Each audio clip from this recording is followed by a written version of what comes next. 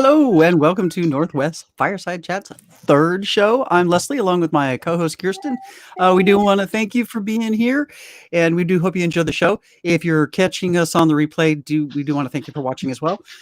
Just a quick reminder, if you're needing to do any comments or suggestions or questions or anything like that, you will need to give StreamYard permission for us to be able to see your name on the comment, but that is at the top of the Northwest Fireside Chat Facebook page. So, and also we did notice that the intro, the overlay there, it's a little short, so you can kind of see us on the edges, but there was just no way to stretch it from what I could see. So you got a 5-minute countdown there of us going. Yep. Looking around. I was dancing. They probably got 2 fists on the other end. Oh, hi Kirsten, how you doing? I'm good. How are you? It's been a challenging week. It's been a challenging year. Right? 2020. I keep saying yeah, exactly. That's my motto today. 2020 kick rocks in flip-flops. In flip-flops. I love that little addition, by the way. Oh, I'm so over it. I'm so over this place. I think everybody is. I think everybody's on like social media overload, which is good for us. Right. Yep. I actually, I meant to tell you this when we were chit-chatting behind scenes, but I actually revived the old forum because people are jumping off of social media. They're just kind of like, peace out, I'm done. Taking a break. So yeah, I just was like, let's get that going again. So yeah, you kind of can't blame them. It's been really toxic and we've got all this time to be in it and it's just wow. In your face. It's a bit overwhelming right now. Yeah. So hopefully this can be a bit of a diversion. I hope so.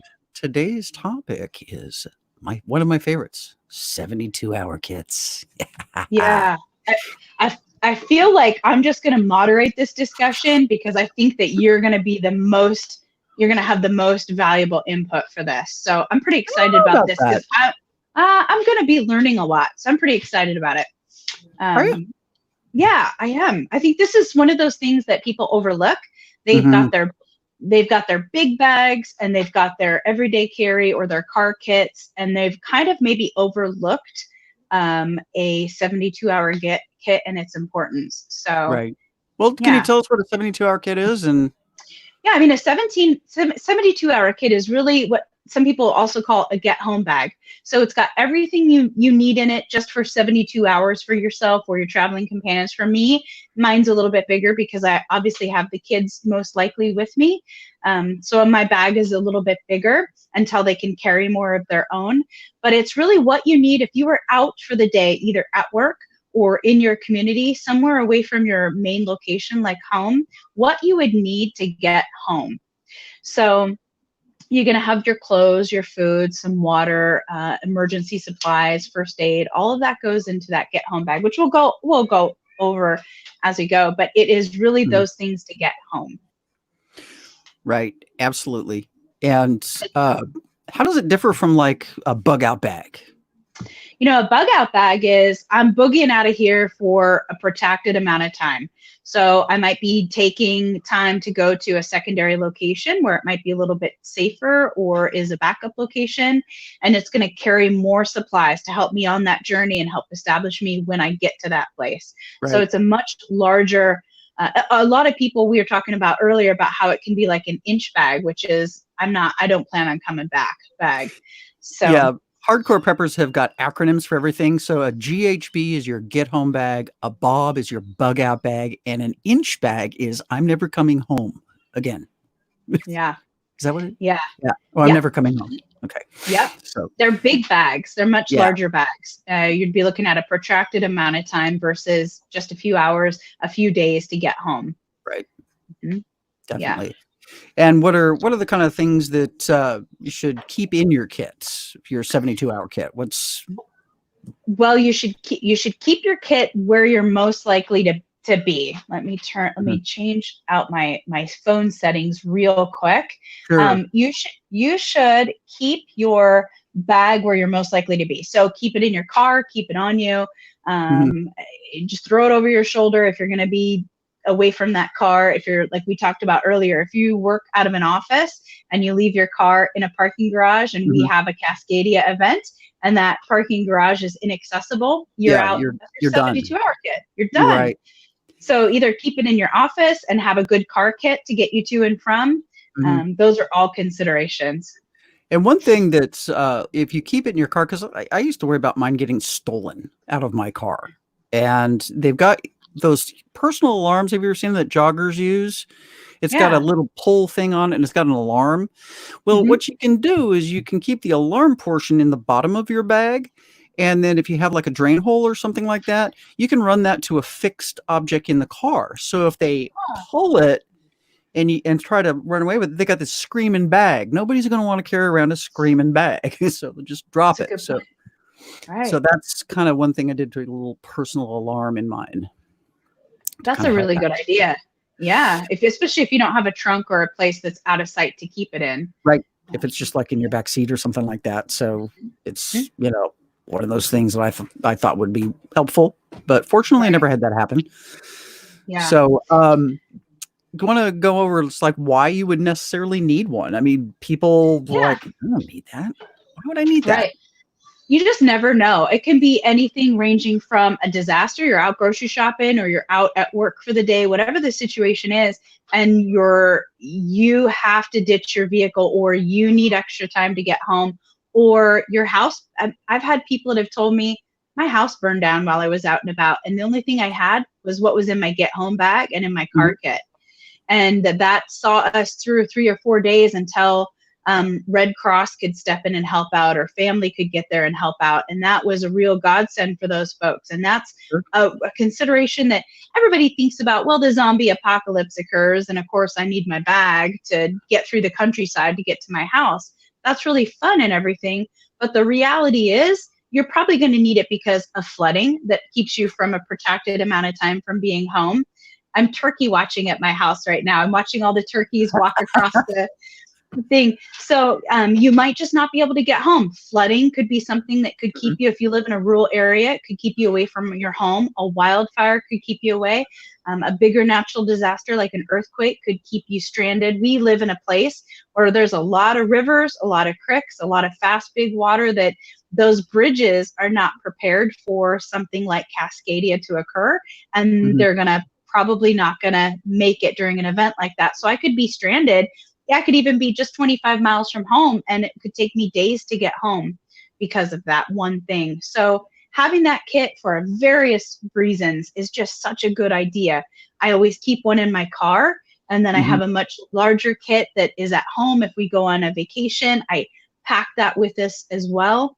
And we'll go in a little bit further detail. I think you're going to talk about how that kit needs to change depending on what size or what distance you are away from home. But those are all good reasons, practical reasons why you need it. You can prep for the zombie apocalypse. I'm not judging.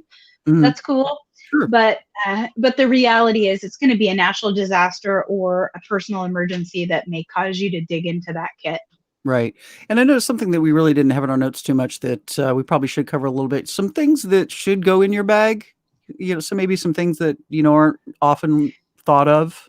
Yeah. Well, we do have that on our list. That's in the third segment. Yeah, that's segment 3. So we will definitely. We'll definitely hit on that. You didn't refer to your notes? No, I said I wrote the notes. I know they're your notes. No, that's okay. I won't give you a hard time. You wrote the notes. I didn't. I just show up and talk.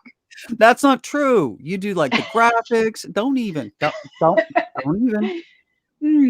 Well, so that's I think that's probably a good time to just maybe why you need one is all of those great practical approaches towards 72-hour kits. Right. Okay. Should we go on to maybe things to consider? Like, I get a lot of questions sometimes about what kind of kit do I need? What kind of backpack? Should I get one that blends in? Should I get one that looks more practical, tactical? Should I go full on tactical? I get a lot of questions about that. What's your thought? You get that whole gray man versus tactical, and tactical is a terminology that refers to like the military style packs with got the molly webbing all over it and things like that. I actually prefer, the hardcores will say, well, you want to blend in, you want to be a gray man. Because if you got a tactical bag, they're going to think you have weapons on them and stuff, and they're going to come after you. It's like, well, first of all, I'm thinking if you've got a tactical, and that's what a potential assailant would be thinking, they might think less of that because you are armed. So It's true. it's just one Good of those things. point. And then also the chances of us being in that ultra dire situation are really slim. So I honestly don't think it matters much if you have a tactical bag or just a regular backpack, because the tactical bags can be expensive. I mean, I paid Okay. probably about $230 for mine, but they're Yeah. they're ridiculously strong.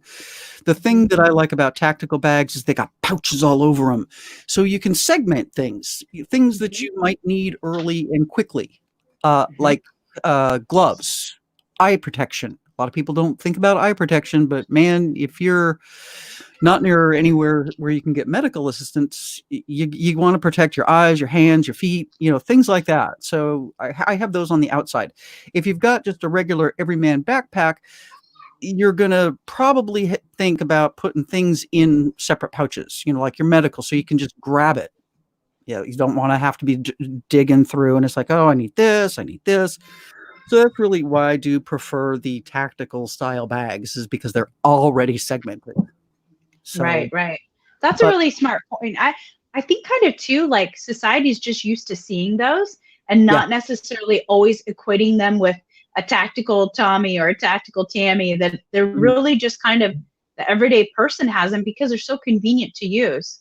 true. They really are, because but Maxpedition is normally where I get my bags from, because they're just such great products. They're well put together. They will last decades, and they have even brought out a Gray Man line. So they kind of jumped on board with that marketing thing. So Mhm. there is still a lot of segmented on the inside of it, webbing and things like that, to make it organization, because organization is key for something like that, especially if it's like you're in an emergency situation, you need something in a hurry, you got to know where it's at. You don't want to be Right. digging through stuff and pulling things out and have to put them back in. So just be able to, it's like, it's here, my medical, my glasses, my headlamp, whatever. Just be able to Right. easily pull it, easy access and go. 511 Tactical also has some pretty good line of equipment. They actually even have like a diaper bag. It looks like a woman's um, like a just a woman's tote that she would carry. It's not, I don't even think it's a diaper bag, but it's got segmented and lots of pockets and stuff in it, and it doesn't even look like anything. Wow. Which is kind of nice, and it's designed to carry concealed as well. Not the Hmm. tote, but to carry a firearm concealed. Right. So there are some really good options, but Maxpedition does tend to be one of my favorites as well. It's just good rugged gear. Yeah, it really is. I mean, the zippers have never failed on me. Unfortunately, they roll through their products. They'll like Hmm. discontinue stuff pretty quick. I fortunately got a hold. We'll go over fire kits later, but they're those packs that I use for that, like my fire kit, my fishing kit. They just don't make them anymore, and I've Right. had to pay ridiculous prices to get backups, because it's like you just can't get them. You just can't get them anymore, which is a darn shame, because I do Right. love their gear. It is spendy though. So for those on a budget, go to your Goodwill or whatever like that. Find some type of backpack that you can get a hold of just to start out. It may be something you can upgrade later, maybe not. Whatever will work in the meantime, just to get started with something and have it with you, because it could be a lifesaver, literally. Right. I've completely lost my audio. I Uh-oh. can hear you through the phone. I can hear you just I'm not fine. sure how my audio is for you guys. I apologize. Yeah, no, I can hear you just fine. As long Really strange, whatever it is that has happened. technical glitches. Yeah, I don't know. It's it's this phone setup. gonna have to find a new. I'm gonna have to get better internet. That's the bottom line. Yeah. I believe me, I was where you were just like about 2 years ago. It was just horrible internet being out here rural, but fortunately they brought in fiber, so we're rocking and rolling now. So the next thing to consider is your route home. What I would do is my furthest distance. That's what I would plan for. So I used to work up in Portland and Salem, which is a great distance from where I live now. And it would probably take me 4 days to walk home. If all the bridges collapsed and things like that, it would take me a heck of a long time to get home. So I would plan for my furthest point. It's more of a sense of security. I know I can make it if I've got water for 4 days, or some clothes, some medical supplies, a headlamp, things like that. What can get me home in that span of time? And it's also what obstacles would you face along the way? Are you more urban? Are you more rural? Is there a combination of the two? One of the things that I recently added to my kit is a thing called the Trucker's Friend, and this is that bad boy, and it's really a cool tool. It's got a hammer on one end, it's got a pry thing on the other, it's an axe, it's a really sturdy fiberglass handle. It's a little on the heavy side. I think it comes in at like 3-4 pounds, something like that, but that's something that if I needed to oops, hello, did I lose you? I had a technical difficulty and I took advantage of that screen break. Sorry. No worries. So it's a really good tool. Like if you needed to move something out of your way, or even if I was if I was in an office and the doors, you couldn't open it. This sucker's got, if you look at the front end of that's a nice little pry feature that you could be able to pry a door open or something. So it's one of those things you kind of got to think about. What might you face in your route home? Hey there. I don't know what he wants. He wants something. So get up on the lap. He wanted a napkin. Uh-oh. I don't have any there. Go ask your father. We're out of the like a hot mess. He rolls in like a wrecking ball every time. That's adorable. But the other thing to consider is how long is it going to take you to get home? So the average walking speed is 1 mile every 15 to 20 minutes, and that's barring injuries or anything like that. So that's basically how you're going to, figure out. Let's say you're normally like 30 miles from home. You could probably get home in less than 72 hours unless your leg is broken, or something like that. So that's also something to consider. How long is it going to take you? And what obstructions are you likely to face in that route home? Like bridges down. Yeah, bridges down. What should I figure out what's working with them? Sorry. It's on rural internet. Yeah, she's got it too. She's got the rural internets. Such joy. And we're on Dish Internet, which is gotta be the worst. I'm sorry. Yeah, we're shopping around. I'm working on the problem, guys. I promise. Hey, it's we're still here. We're still working it. We'll start working it. Maybe pixelated, but we're still here. Yeah, I can hear you just fine. At least it's not glitching out that way. And then also like use your bag. People would think it's like, well, I'm just gonna like put it together and forget it. No, you can actually use it. If you have it on you, situations may arise where you may need it. I've needed some of my medical stuff out of my kit before, so it is possible to actually need it if there's not a dire emergency. It could just be something that's a little a minor convenience. Do you change it out seasonally? I do. I keep like clothes that I would have winter versus summer, and then I also do again with the vacuum sealer. It's if it'll hold still long enough, it's getting vacuum sealed, so that saves on space. Literally, you know, I'll switch out some cooler gear for the winter. I'll put in sweatshirts, things like that.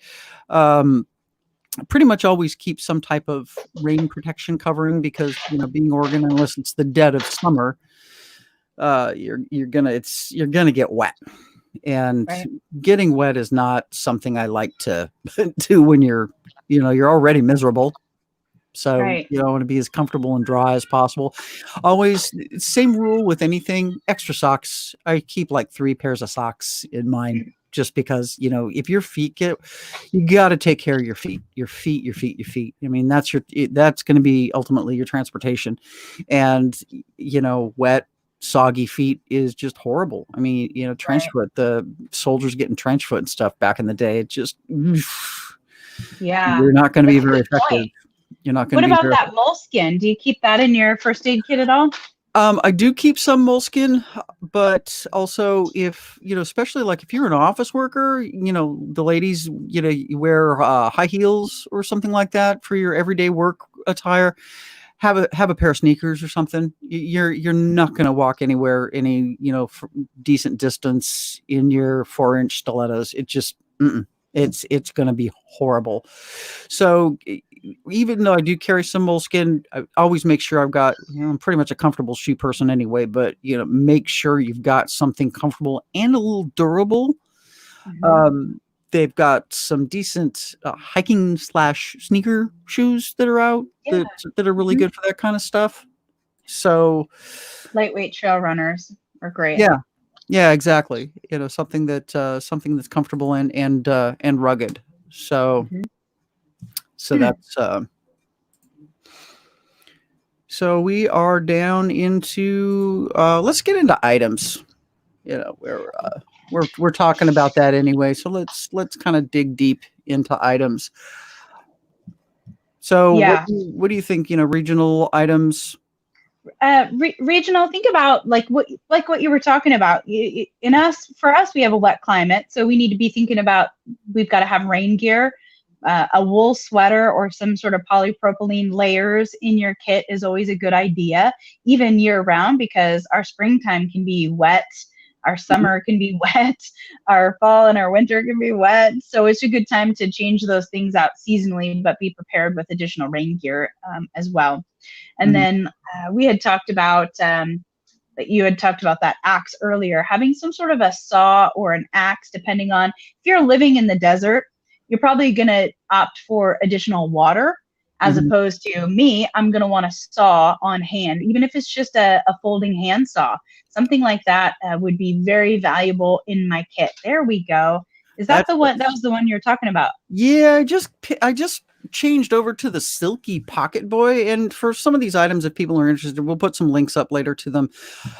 This is a really inexpensive but lightweight saw, made in Japan, and the Japanese have cutting implements down to a science.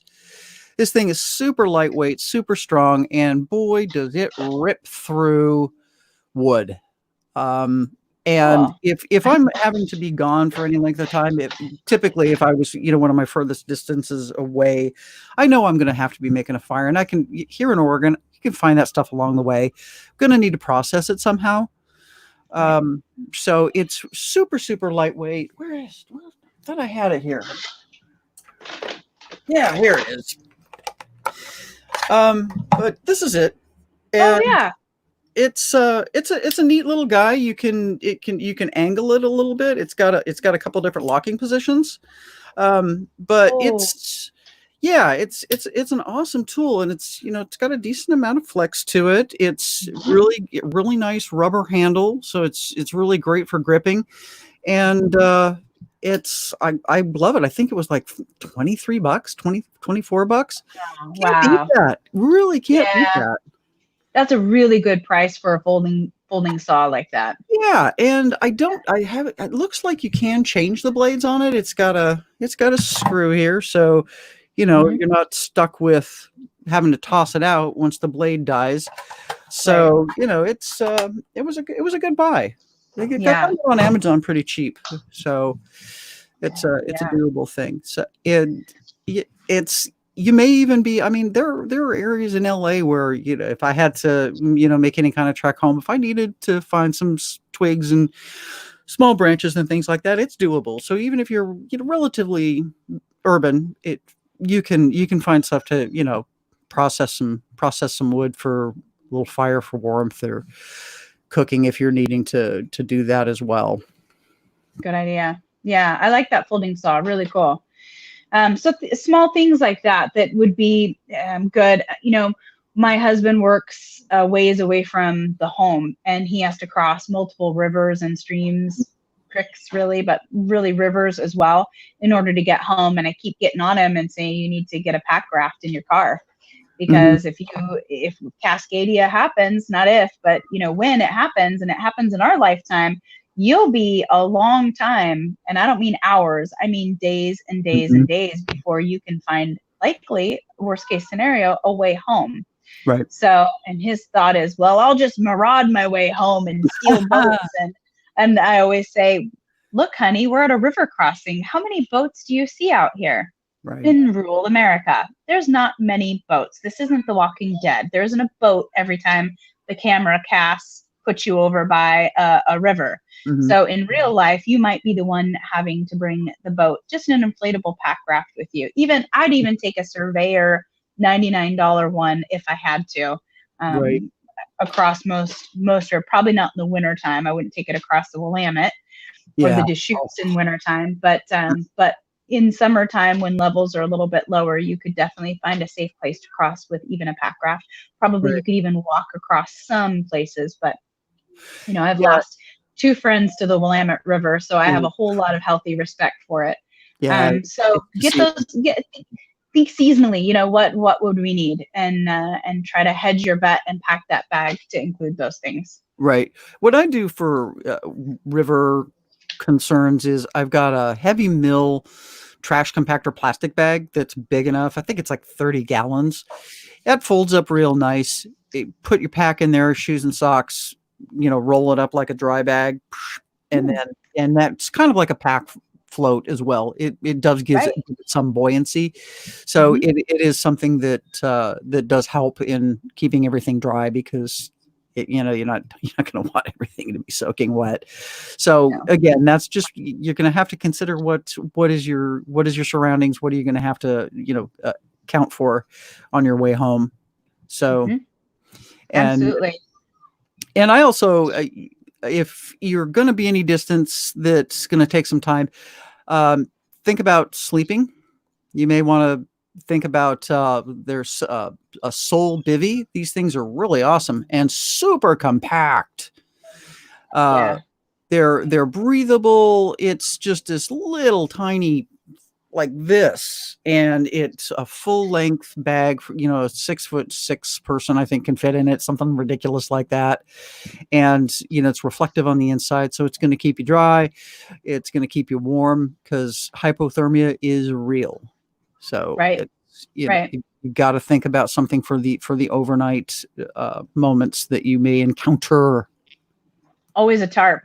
Gotta always have a tarp. That's just kind of like that standard gear, is some sort of, like you said, the bivy sacks are so nice now. Back in the day, you just had the space blanket, and a wool blanket, and now it's like they have those bivy sacks, and there's a lot of really great, with a bivy sack and a wool blanket, you can conquer the world, so long as you've got a tarp overhead to keep your noggin dry.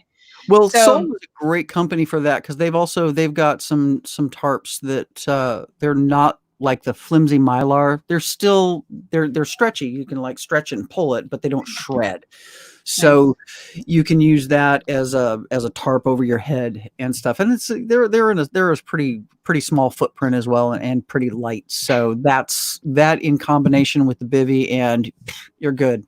You could hang out in a raging rainstorm and be okay. Right. Well, I think she stalled out. Where did that go? I think it just lost you for a second. Yeah. There we go. Back? Data cap. You just hit your data cap. Lord only knows. Well, one of the things that, yeah, probably. I can't even deal with it today.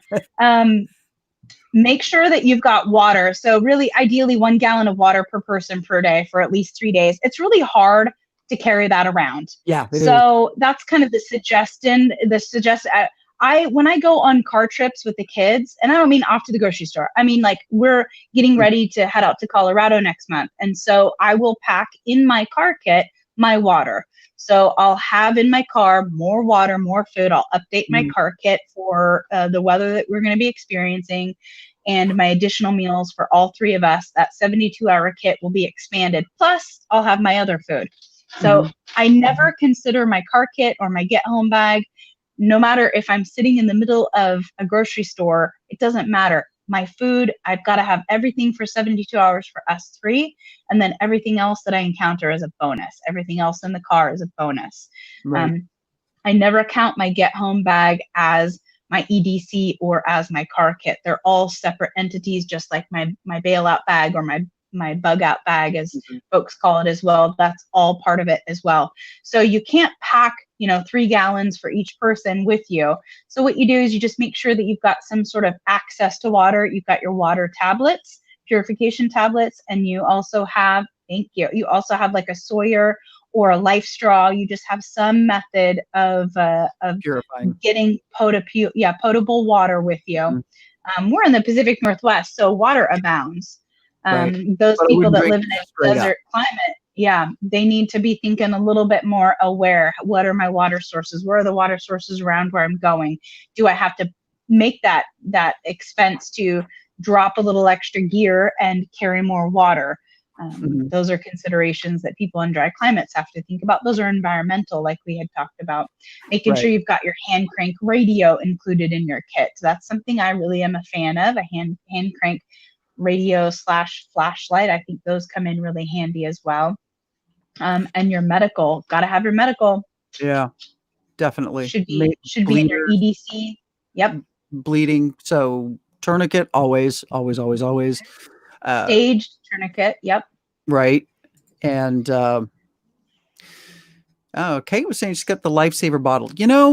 I bought a Lifesaver, and the thing about it that I don't like is the inner filter.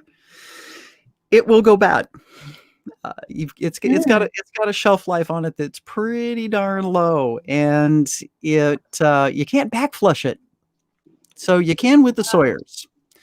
The Sawyers come with a syringe, so you can back flush it and clean it out. But I do have a Lifesaver bottle. I like them. They're really effective. They're super effective. And the thing that I like about it is the bottom. You can unscrew it, and it's got a sponge in it. So if you don't have like a source where you can dip and get something in, you can use that sponge to soak up and then squeeze into it. So that's a cool feature on it. But yeah, I kind of shied away from it when I found out about the inner filters thing. Right. Yeah, I was kind of surprised after the fact. So, money's spent. The feds make them put expiration dates on everything. So I always wonder, like, is it really an expiration date, or is it a guideline, or is it one of those Fed things? I don't know. I don't know either. The Sawyer, it's just rated for a certain amount of gallons, and that's it. So it's not it doesn't have a date thing on it. So you've got a certain amount of uses, including backflushing. I think wasn't it something like 100,000 gallons? It's usually 100,000 gallons. Isn't that ridiculous? Like, this thing will last me forever. They're a little on the spendy side, but rock solid, in terms of, and the Life Straws as well are awesome. Yeah. Right. They are very awesome. Mind getting your pie hole down next to the puddle. You're okay with that.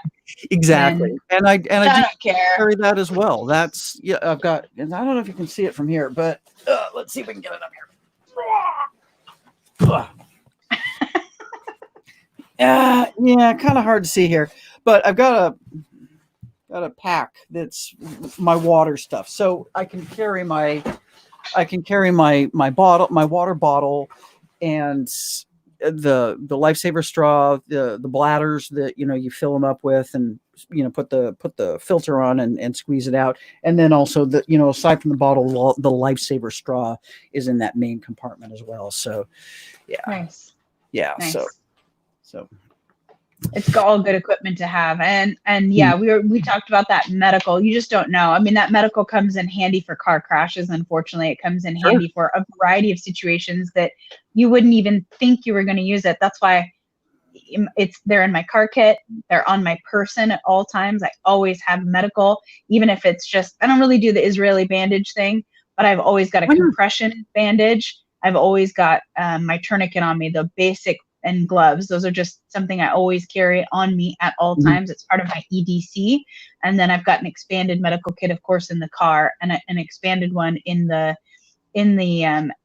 get home bag, as well as the Bob. I mean, there's just tons of medical kits around because you just never know. You just can't have enough medical. I'm just saying, especially when you live on a homestead and you got things like chainsaws and tree trimmers and line string trimmers around. There's always going to be some sort of injury. So, we had a fall injury right before I went on for this podcast, this live stream. So it's just always something. Yeah. Now, why don't you do the Israeli bandage? I love them. I just think price wise, you just really don't need it. So I think if you're really looking at money wise, if you've got the money to burn, I think it's really handy because you could wrap like a head injury a little bit more easily under pressure, under stress. It's kind of easy to use, but they're expensive. So you can get several compression bandages for the price of one Israeli bandage. So if you're looking on a budget, I would rather have you get a nice tourniquet or 2 tourniquets and 1 compression bandage and go that route. Yeah. So they've been a really big fad. They're smartly designed. Let's be realistic. You're not going to use it as a tourniquet, which is one of the selling features that they had for it. Don't just get a tourniquet. So I just feel like it's one of those, it's those things that's like kind of cool to have, but it's not necessary. Don't feel like you have to have it. Just don't ever carry a tampon and call it for blood loss, because I don't know how far we want to go on this tangent. Just don't put them in there unless you want it for your period. Let's just leave it at that. Yeah. So first aid kit, get your medical, get any kind of extra medication that you can get, and keep it in your get home bag, because you just don't know if you're going to be, if you're insulin dependent, you probably are going to have something with you all the time. You're going to have something in your office that's going to help you. You're going to have probably something, you're going to know, but just carry those things with you is all I can say. It's hard to carry. You can't really carry insulin. I'm not insulin dependent, but I know that folks that do they do have some kits. My stepdad was a diabetic, and they have kits for that can keep. It's got a little cool pack thing in it, and it can get you through. Yeah, I mean, if you're a diabetic, you're used to that kind of stuff and dealing with the maintenance of the whole thing. But they do have some extended period of time, ice packs, and then some metal plates that don't lose their cold as fast. So it's if you're a diabetic, you're hip to that. You know what you need. Just do it. Just don't think that you don't need to plan for it, because the one time you think, I'm good, I don't need to plan for that, it's going to be the one time that what's going to hit the fan. So just do it. Get it taken care of. Have a backup plan in place. And what else, even on a fun note, how many? It's like if you're like one of those really impulsive people, it's like, hey, I'm off work, I'm going to go camping right now. You got your stuff. You can take it with you and go out and do a quick little overnight or whatever. I've gotten a wild hair every now and then. It's like, boom, I'm gonna check it out and run my kid around the block. Because that's the other thing too, is people when they put things in their emergency supplies, if you don't use it, or you don't know how to use it, or you don't know if it's going to work or not for you. So test this stuff out. It's important to know. So when that emergency does happen, it's just like breathing. Right. I feel like we need a group of folks, or us ladies or something, that want to go and do that. Like I noticed on the Townsend's page, the 18th is it 18th century reenacting. They have Yeah. groups that they literally just go out, they strike out into the woods, and they'll spend like a weekend with all their reenacting gear just to test out their kits. I'm like, why are we not doing that more often? Like, Yeah. hey, we're doing a meet Tuesday and Wednesday night, or figuring out a time. Here's the place. Let's test out our kits. Yeah, Like, we should get a group. maybe we should try something like that. I don't know who posted this, but because obviously they don't have StreamYard permission. So whomever said, what about broad spectrum antibiotics? That's one of those things, as far as I know. Let me turn around here and grab something. Where is it? I had this graphic up at one point, which I don't now. Dr. Bones and Nurse Amy. Yes. Antibiotics and infectious disease. So this is a really, really, really good book, Dr. Bones and Nurse Amy. We'll put a link up to it on the page. It's they cover that in great detail. So that's not something that I personally like to get into, suggest, whatever, because I don't know enough about it to be able to impart correct information. Well, and it's so, let me just say, it's so completely diverse. So Yes. my dad, for instance, has a deadly reaction to penicillin. So knowing what kind of times that you would need penicillin and then what the substitutes are for that, those are all, there's a lot of things. My mom's a nurse, so she actually mapped it all out for her and her dad, what they would need for a bacterial infection, what they would need for this, what they would need for that, what my dad's alternative medications would be given this, this, and this. So that book, and she actually used that book to put all that together. So that's huge. Definitely get that book, guys. If you're asking that question at all, get that book. Yeah, we'll put a link up to that on the page as well. So I'll check back on that later because, yeah, that and just their regular book. Give me a second here. Yeah, survival medicine, I austere. love Dr. Bones and Nurse Amy.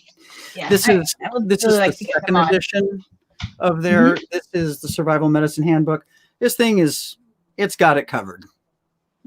As Kirsten and I, we took their suturing class, and it was just awesome. I want to take it again. They're a wealth of information. They're really excellent teachers. Everything is explained to you. And it's not like when you get some doctors kind of explain things to you over your head or way down here. They kind of meet you on the normal everyday person level, and they're so beneficial. And he writes the books in the same way. They both do. So that's, I really am a proponent of investing the money and getting those books. So get your medical, get all your medication that you need, whatever you could possibly need, your Benadryl, your bug spray, your sunblock, get all those in your kit, anything that you would need, and test it out, like you said, so you can see what it is that you've missed. And then when it comes to food, it's really hard to pack a lot of big kits and meals because freeze-dried foods do take a lot of water. And if you're in an environment where that's not possible easily, like us in the Pacific Northwest, you might need to think about MREs instead of freeze-dried meals.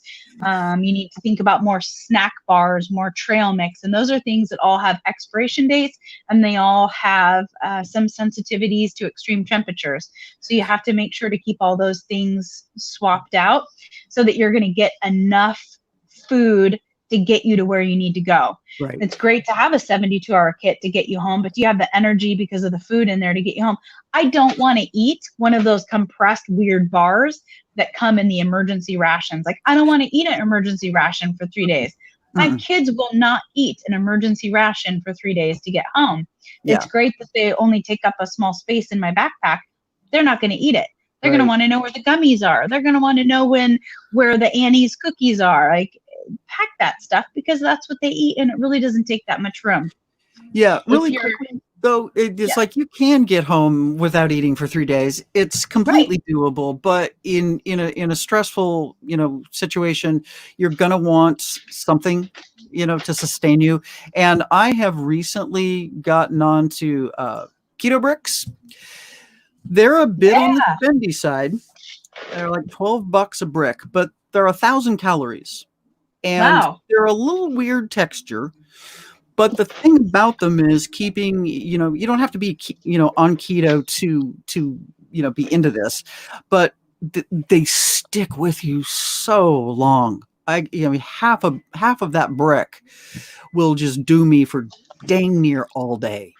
And they taste okay? They're a little on the chalky side, not Right. overly chalky, because just the ingredients that are in there, it's mostly powdered with, but you know, there's cacao butter and there's whey proteins, things like that.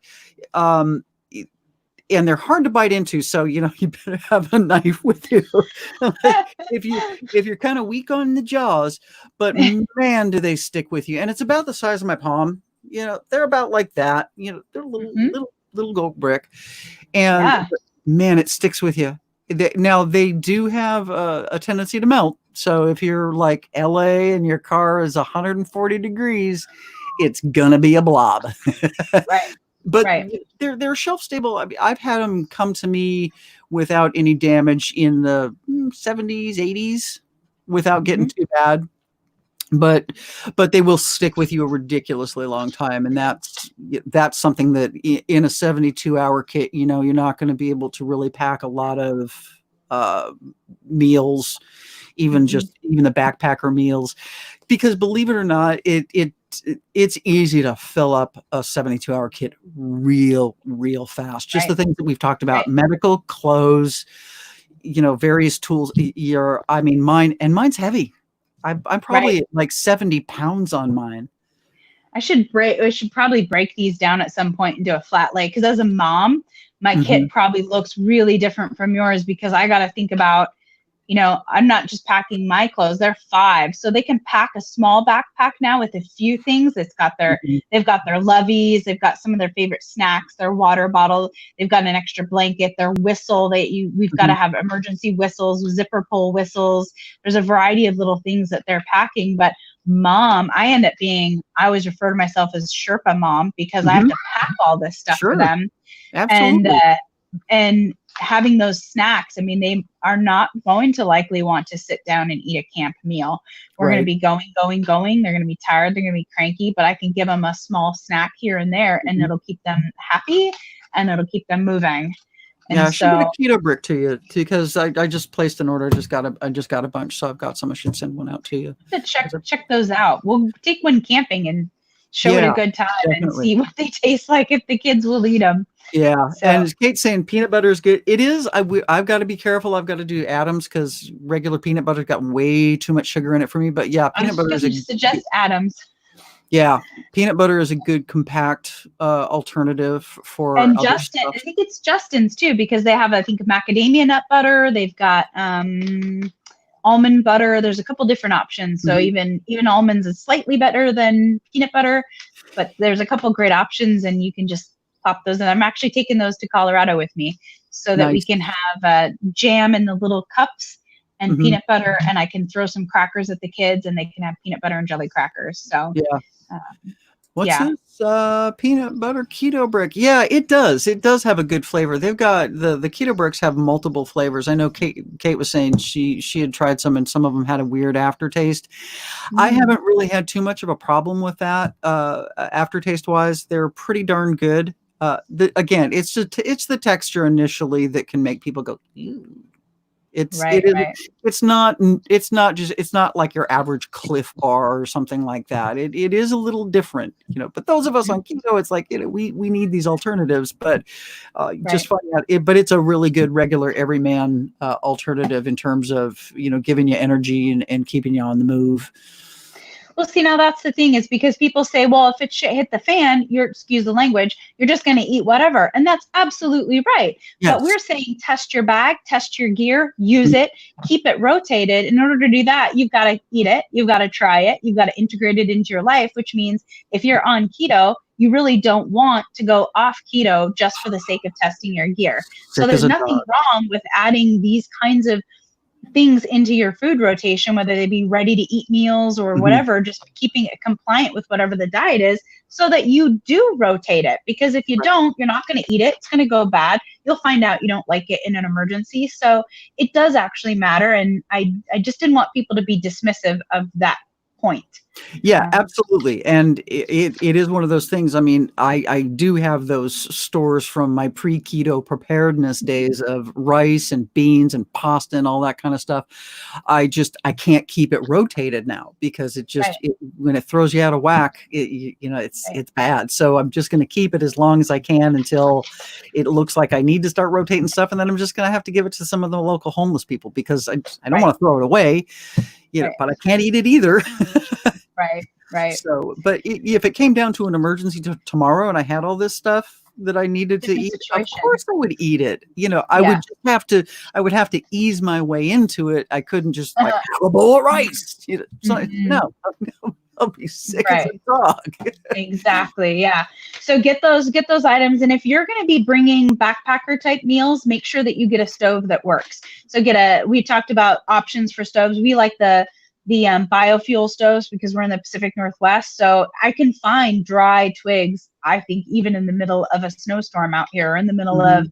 of a monsoon, I can still find dry material to some degree that I can use for a bio stove. But we talked about the chemical tablet stoves as well, like the Esbit, and what was the other one we were talking about? This one right here that I have up on the screen, it is the Oh, the Emberlit. Chico. This thing Yeah. is really cool. If you see the tabs on the corners there, it's not just hinged. Those things, they actually slide in and everything slots in together. And it folds up to just paper thin, flat, really, really lightweight, really durable, and that will hold. Because I also have a cup that in my water kit that doubles as a pot for cooking, and along with my Emberlit stove, boom, you've got a cooking system right there. Right. So this the good old Pathfinder, boink, the good old Can't beat that. Pathfinder, yeah. And then this also nests. This is my secondary bottle, and it all This one nests in in there. there. So that's your cooking system. Right. So it's really, really lightweight, works well. I'll put that away later. It's making too much noise. But I like those, and I'm in my car kit. I keep the Sterno one, so I'll keep some of the Sterno packs, and then their folding stove as well in the car. yeah, So the little bit of a larger version of that's a lot easier to deal with the kids around. Yeah, there's some really great stove options that yeah, that and can be pocket obviously, stoves. yeah, obviously, this is for people with the hey, it is going to take me 3 days to get home. Right. It's just a little bit of comfort goes a really, really long way. I mean, Right. I've been. It's funny though, through the Northridge earthquake, though, we did ride out the earthquake in Bel Air because the executive protection that I was doing at the time had to move into the boss's house and keep him safe. But if I hadn't had to have done that, my partner and I at the time, this kind of stuff, being comfortable, it helps with the mental aspect of preparedness and survival, and that's really, really important Right. because you don't want to fight that mental battle as well of being cold, being wet, being hungry, being, it's too Right. much. You've already got, Right. because your goal, if as long as it's not a situation of a wildfire where your house is burned down, you want to get home. Home is your goal. So everybody, meeting place, whatever, home is it. So that's, you want to get there, and that should be really the only thing on your head, is getting back home as safely and quickly as possible. Right. That level of comfort, though, is something that I think kind of gets overlooked sometimes. Mhm. Is that having a pack of gum or having a small bag of candy, having a deck of playing cards, just Yeah. a couple, just a few small creature comforts that you can actually pack with you, it makes a world of difference in everybody's morale, your own included. Mhm. Um, Stove Tech. Oh, you're talking about the Kate? She asking if those stoves are lighter than the Stove Tech. If you're talking about the rocket stoves, that's not 72-hour kit kind of stuff. The Stove yeah, no. Tech is an actual like base camp stove. Mhm. And before I got my rocket stove, I was looking into alternatives, and the guy, yeah, the Stove Tech guy, Silver fire. Silverfire, he broke off from Stove Tech. Hmm. He used to work with StoveTech. The thing about the difference between StoveTech and Silverfire is the StoveTech has a clay core, and it's heavy. The guy Yeah. that branched off from StoveTech and started Silverfire, he uses a perlite insulation in there, and it reduces the weight drastically in the stove. He also made a different chamber, burn chamber, that is vastly improved from the StoveTech.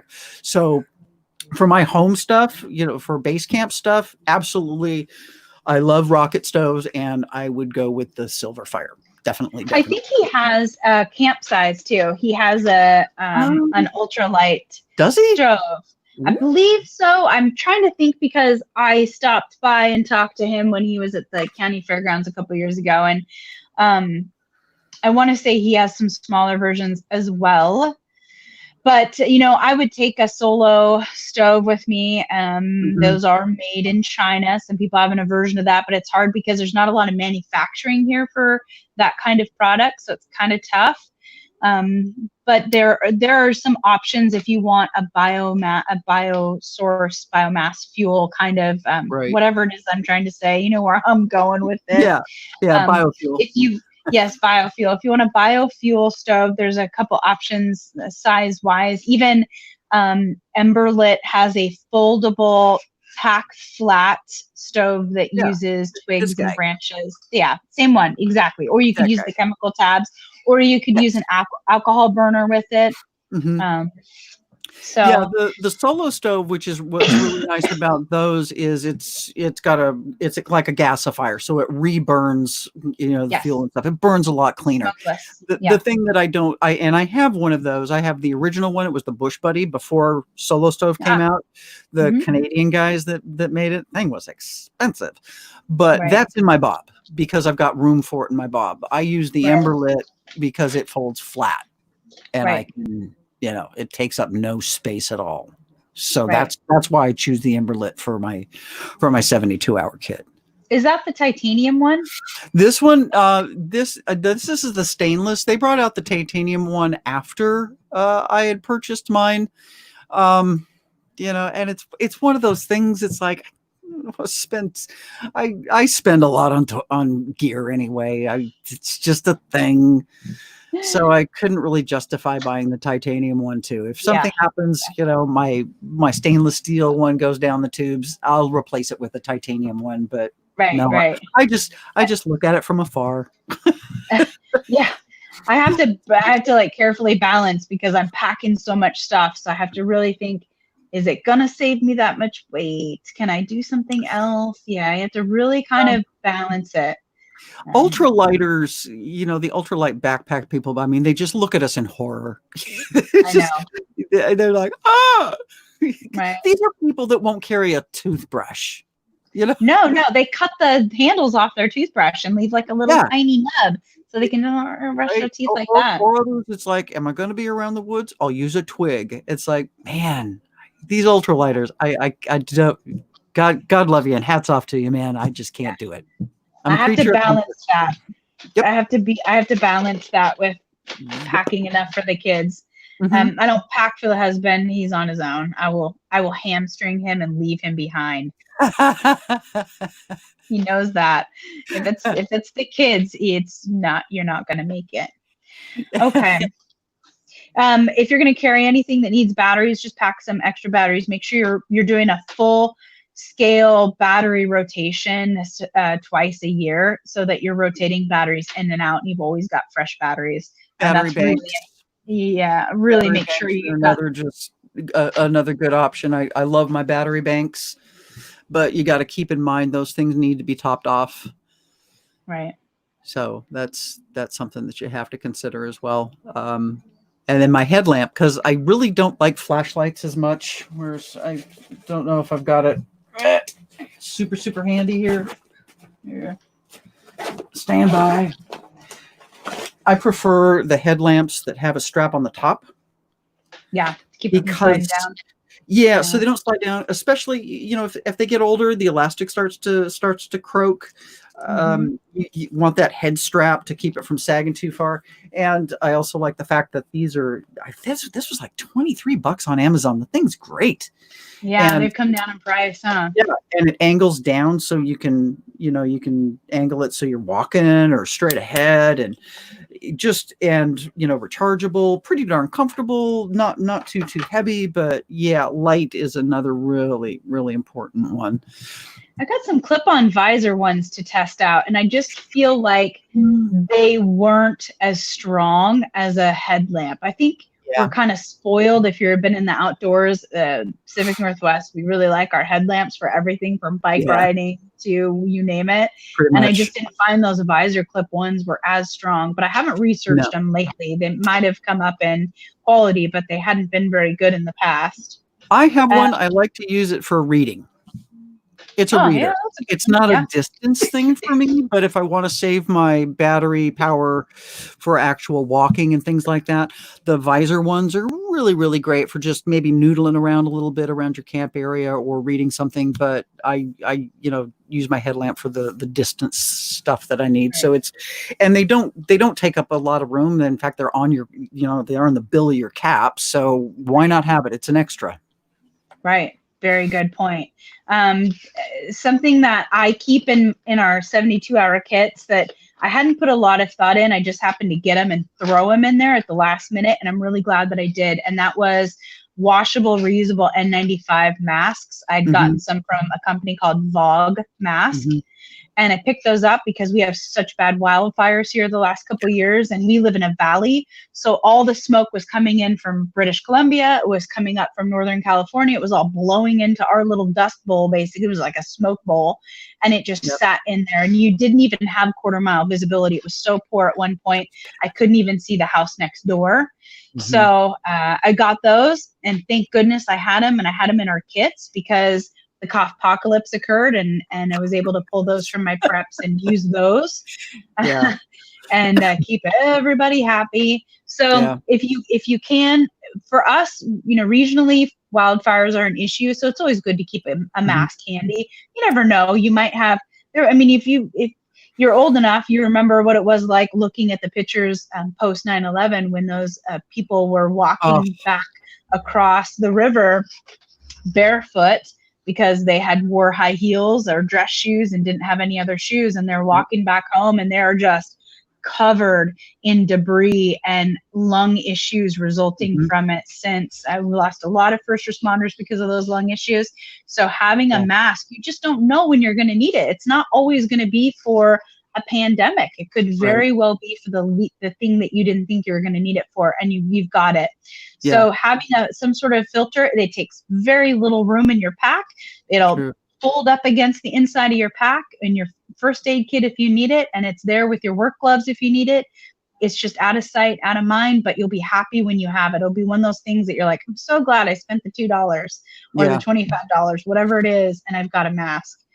I actually had to go with the RZ mask because the Vogs go over your ears, and my ears are really floppy. They don't have a lot of cartilage, and things pull off. So the RZ mask is an actual, you can cinch it down because it's got Velcro in the back. And I also found out what that worked for really well for as well is it made the seal tighter around my face, because I mean it could cinch that bad boy down. We know Vogue does sell a little thing that clips onto both of the earpieces. Oh, do they? And you put it on, and it's got a toggle, and you just toggle it down. I bought 2 for the kids because you never know with kids. So they do have kind of a fix. Maybe that would work too for somebody if they can't get the RZ mask. Yeah, like our Romeo Zebra. Yeah, gotcha. Romeo Zulu. Romeo Zebra. I'm mixing up my NATO and my civilian phonetics. See, we would just say Robert Zebra out here. We're like all the military people are like, what? Yeah. What did you say? Romeo Zulu. Oh, okay. Like you couldn't understand me before, right? Which NATO exactly. NATO phonetics is like some of it's longer. Right? It's like more syllables. It's like I want less syllables. I'll do this civilian. And then we went to plain speak out here. Well, how is Robert Zebra not plain speak? I don't know. Get it? Okay. But we digress. I give Again. I give Zulu francs. How about that? I give zebra francs. I care less about zebra francs. We'll just give that. Zebra People francs. can put that one together.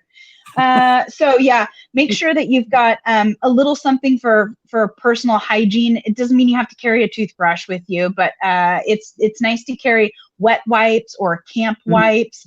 I saw them in a box the other day. They were called tactical wipes. I don't know, maybe they were camo baby wipes. I don't really know, but just carry these kind of things with you. They do make a for if you go into the medical supply stores or even order them on Amazon, they're for caregivers and they're like full-sized body wipes, basically. Oh, really?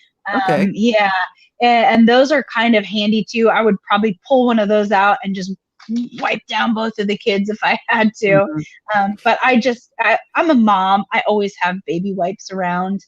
Well, it's one of those things people don't understand. Skin integrity, you got to keep the funk away. Your skin, it's the largest organ in our body, and if you're really having to huff it back home for a couple, it also goes with mental comfort as well. Right. I feel better when I'm clean. Wipe off your face. You're probably going to feel better. Yep. Garbage bags, zip ties. I don't go anywhere without zip ties. I feel like I could solve world peace with zip ties. Yeah. So keep zip ties handy. And then of course some sort of tools. So having a good multi-tool or a pocket multi-tool card, a wrench, pliers, I think a Leatherman, why reinvent the wheel? Just get some sort of Leatherman that's a multi-tool that you like. You just never know when you're going to need it. It's going to have the pocket knife. It's going to have the pliers. It's going to have everything that you could possibly need. It's going to be right there. You can make do with everything else. I'm a Gerber fan, but that's me. Yeah, exactly. So I like the one-handed ability of the Gerber, because it used to be like, we in the field, we would use one if you had to like climb a fence and knit barbed wire. I could be up there, hang on the fence, snap my Gerber open, ping, ping, and there you go. So good point. Just prefer Gerber for that, and then the Leatherman. The only other thing, I don't want to blast your Leatherman, but when you open it up, because the channel that all the tools fit into, it's got an edge. So if you really have to rank down on something, it's not as comfortable to me as the Gerber that's got a rounded edge on the outside. So that's my preference. I think my multi-tool is like a Leatherman mutt or something. So in case I need to deal with my AR, I don't know. I have to look and see which one I've got. I think that was what I carried with me for so long on patrol. So I think having those kind of things, and of course local maps. So you can either carry a statewide map book. I've always been a really big fan of the big map books that are local just for the state or for the region that you're going to be traveling through, or fold out maps that you can buy when you're going and getting gas and you go into the gas station and you see a map for Idaho. And, you're going to be going, pick up the Idaho map. I'm going to be going through Idaho, Wyoming, Nevada, Utah, Colorado. So I'll have maps for all those areas as well. So absolutely. And then I have my big map book across the states that's in the car. So what's interesting is that more and more people don't even know how to read those, how to even just blow up their Google Maps and figure out where they are and where they're going and follow the interstates. Just keep tuned into how to do that. If you already know how to use maps and you already can orientate yourself to where you're at on a map, keep that skill sharp. I'm not the best orienteer, I guess, but I know my directions naturally, and I practice those map pages. So really got to stay on that. I mean, I'm old school. The Thomas Brother Guide, that's what we had to live by. I mean, it was just, there was no other option. Right. So, but actually orienteering is something that I really do want to learn. I don't know if we have any decent orienteering schools up here in Oregon. We have to go. Okay, just mark this down.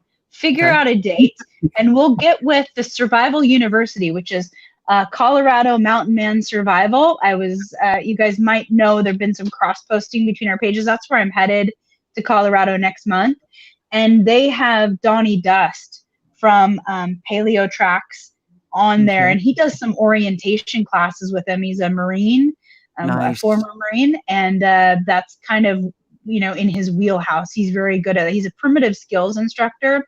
And he does do the orientation class with Jason over at Colorado Mountain Man, because Donnie lives right there in Colorado. So I will, since I couldn't get you to go out there with us this time, next time we'll have to plan another one and head out. Yeah. That sounds good, because orienteering, say that 3 times fast, it's always something that I've really wanted to learn. It can be very complicated, Sure. It's not like I was in Boy Scouts. So I didn't care north from south until I started law enforcement.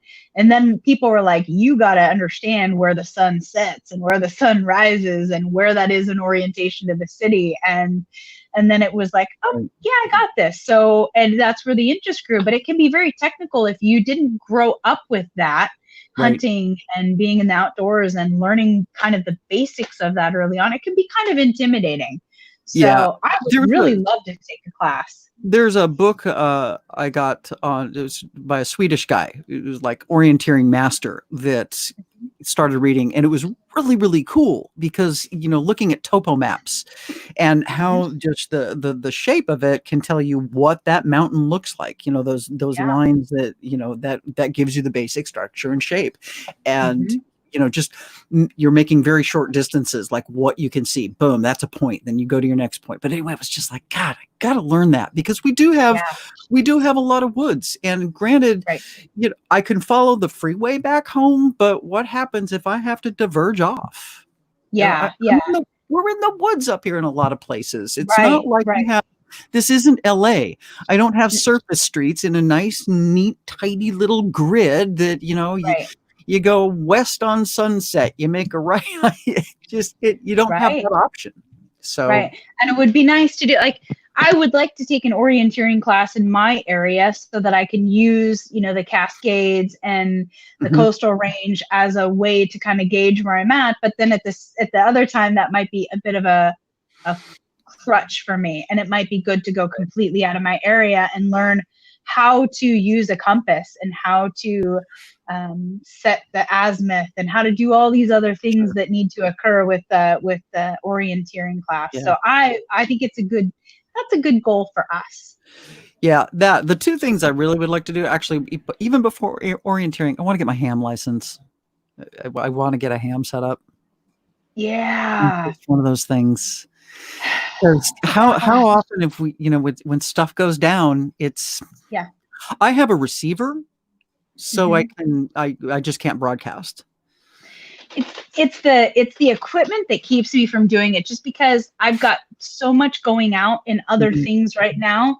It's really tough to explain to the other half that getting communications would be really a good idea.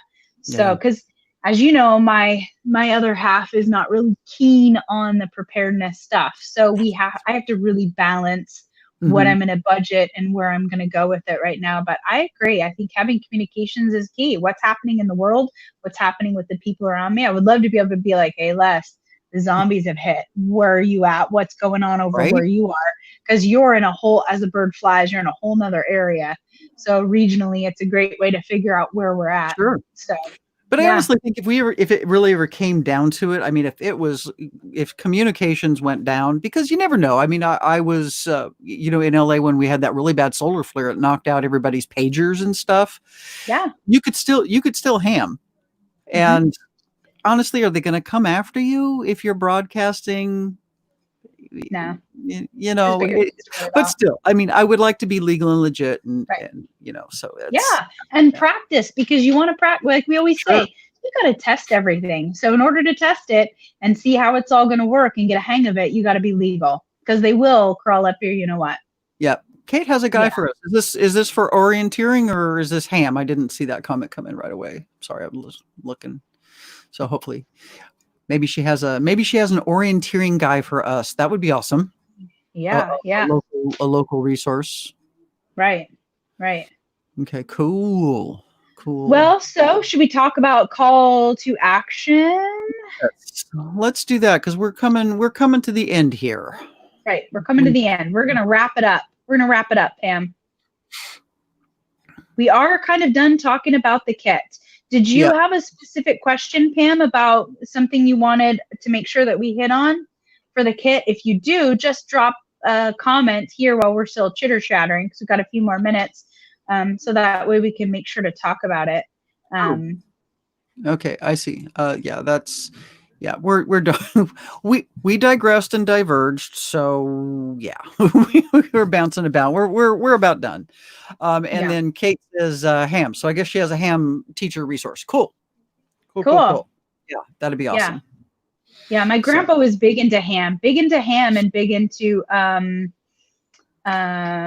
just that whole radio. Well, he was a radio man first class in World War II on the USS Shangri-La was one of his assignments in the South Pacific during World War II. So he loved his radio and used it quite a bit, and always set that fascination with me. So I agree. I would like to do that. I didn't see Pam chime back in yet with what she wanted to talk about with the kit. So she might not have had a particular She just said, question. "Are you guys done talking about the kit?" I don't know if she had an additional question or not. Hopefully she'll chime back in. If she does, we can address. No, it's just one day. If you Oh, always. That's us. We do that. We do. We did. We hit that comments. We hit the comments hard, and then we always fall into our coffee talk, is what I like to call it. Yeah. So Jeez. But did you want to do a call to action and wrap it up? Yeah, definitely. So go ahead, and we were talking about that earlier. Maybe putting folks on a path. It's because it's great that we do this and give you resources and stuff, but is there follow up? So we have homework.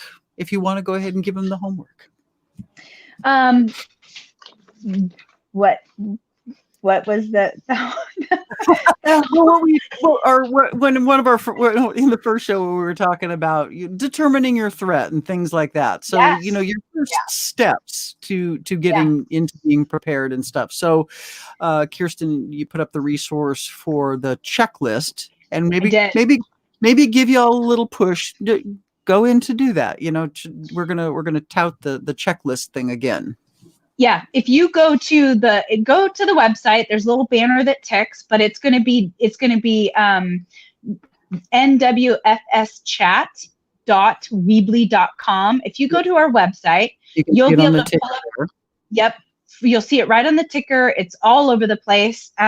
But if you'll click on that, it'll take you to the blog post. The blog post will have a resource from ready.gov. And I know it's the feds. I hear it from all my super independent folks, but it's this little list right here. If you can see that, and you print it, it has a printable version of it, and you can go through this little checklist.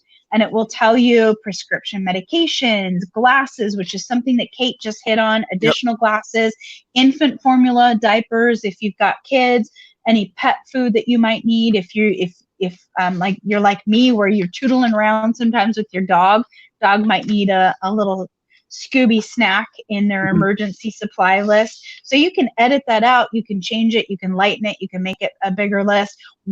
Whistles, all those kinds of things are talked about in here.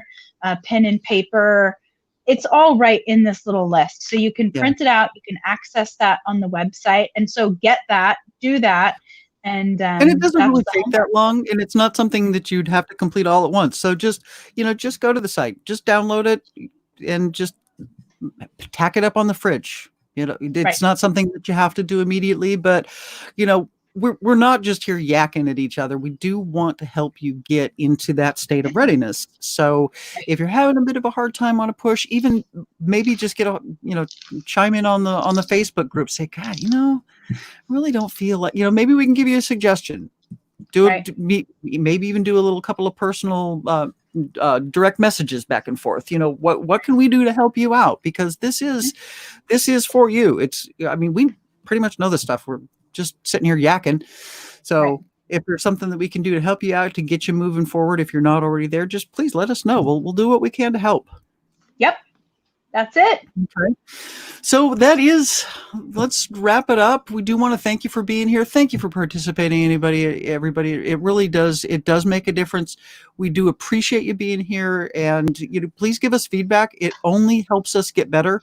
We're looking to do our next show on Tuesday, July 14th at 3 p.m., where we're going to be discussing the off-the-grid lifestyle. Is it something that you can do? Is it something that's for you? What is it all about? Is there a semi-off-grid? Because it's something that can happen if major disaster hits. You may be forced into an off-grid situation. So what considerations have you done with that as well? So, and don't forget to check out the website at there at the ticker at the bottom for Weebly. And until next time, please take care, be safe, and please always be prepared. Thanks, folks. Bye-bye. Bye.